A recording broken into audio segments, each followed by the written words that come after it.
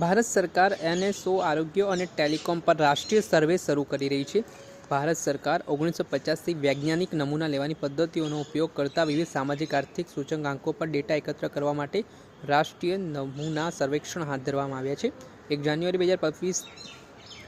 જાન્યુઆરી 2025થી શરૂ થવાનો એનએસએસનો 80મો રાઉન્ડ આરોગ્ય પરના ડેટાના સંગ્રહ અને આરોગ્ય ટેલિકોમ સંબંધિત સૂચકાંક પરની માહિતીનો સંગ્રહ માટે કરવામાં આવશે.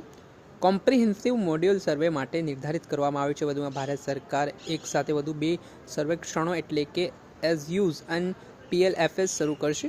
એઝયુઝ સર્વેક્ષણ કે જે ઉત્પાદન, વેપાર, અન્ય ઓપરેશનલ લાક્ષણિકતાઓ સમર્પિત કરવામાં આવશે, જ્યારે પીએલએફએસ સર્વે દેશમાં શ્રમબળ, વસ્તીની પ્રવૃત્તિમાં ભાગીદારી અને રોજગારીનું માળખું અને બેરોજગારી અંકના પ્રમાણો જે પ્રાથમિક સ્ત્રોત છે તે મુજબ સામાજિક આર્થિક સૂચકાંક પર માહિતી ઉભરતી જરૂરિયાતોને પહોંચી વળવા માટે ઘરગથ્થુ સામાજિક વપરાશ આરોગ્ય પર સર્વેક્ષણ રજૂ કરવામાં આવશે. ત્યારે આ મામલાને લઈને શું કહી રહ્યા છે ડેપ્યુટી ડાયરેક્ટર એનએસઓના ડૉક્ટર નીતિ જોશી, તે સાંભળી લો.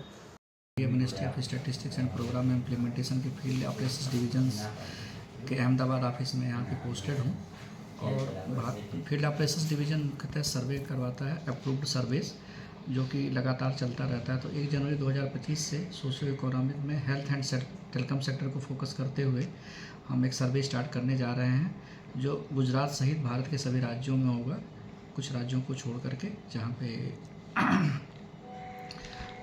किया नहीं जा सकता.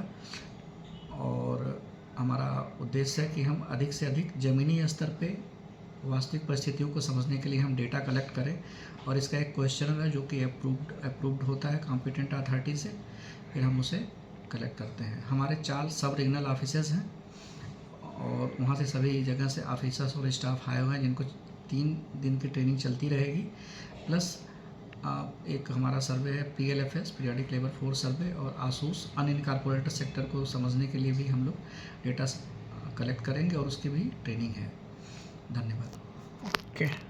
એનએસયુના ડેપ્યુટી ડાયરેક્ટર ડૉક્ટર નીતિ જોશી, તેમનું કહેવું છે કે દેશના વિવિધ પ્રદેશમાં વિવિધ વયજૂથના રોગચાળાના પ્રચલિત દરને નિર્ધારિત કરવામાં મદદ કરશે અને કિસ્સા બહારના ખર્ચ પર વિશેષ ભાર સાથે જાહેર અને ખાનગી તબીબી ક્ષેત્રોમાંથી પ્રાપ્ત સારવાર કરવામાં આવેલા ખર્ચ સર્વે દ્વારા તપાસ કરવામાં આવશે.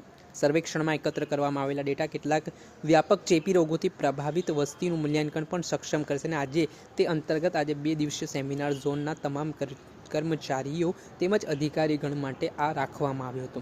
આગામી 1 જાન્યુઆરીથી એનએસએસના 80મા રાઉન્ડની શરૂઆત થવા જઈ રહી છે, જેમાં આરોગ્ય અને ટેલિકોમ ઉપર સર્વે કરી ડેટા એકત્ર કરવાની પણ કાર્યવાહી કરવામાં આવશે. દર્શક મિત્રો, એન કવરેજ ન્યૂઝને આપ લાઇક કરી લો, સબસ્ક્રાઇબ કરી લો અને શેર કરવાનું ભૂલતા નહીં.